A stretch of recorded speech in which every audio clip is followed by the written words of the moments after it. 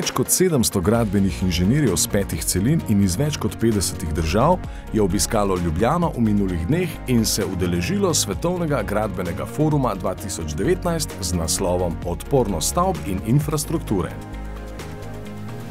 Svetovni gradbeni forum je bil že drugi mednarodni dogodek, ki je v Sloveniji združil inženirje z celega sveta.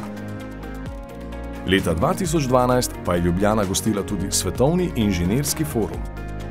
Svetovni gradbeni forum se je začel s plenarnim zasedanjem in z zasedanjem izvršnega odbora Svetovne zveze inženirskih organizacij ter nadaljeval z dvodnevnim forumom v Cankarjevem domu. V okviru foruma so prireditelji pripravili razstavo, s katero so počastili 100-letnico Tehnične fakultete Univerze v Ljubljani in 100-letnico nastanka Ljubljanske inženirske zbornice, predhodnice Inženirske zbornice Slovenije. Forum je potekal pod častnim pokroviteljstvom predsednika Republike Slovenije, gospoda Boruta Pahorja in UNESCO.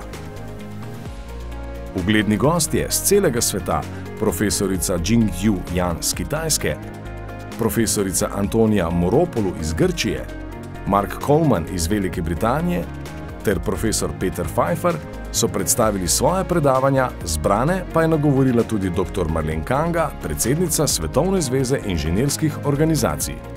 Predavanja na forumu so bila razdeljena na 6 tematskih sklopov, povezanih s 6 cilji trajnostnega razvoja, ki so del UNESCO-ve strategije za boljšo prihodnost in zdravo okolje.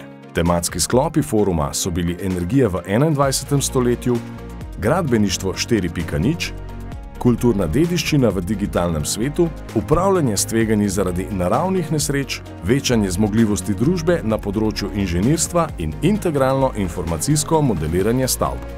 Na zaključni slovesnosti so gostje foruma sprejeli Ljubljansko deklaracijo, v kateri so zastavili cilje za gradbeni sektor do leta 2030. Forum se je končal z gala večerjo v Grand hotelu Union, Inženirska zbornica Slovenije pa je ob tej priložnosti podelila tudi nagrade Jožefa Mraka za inovativne projekte v gradbeništvu.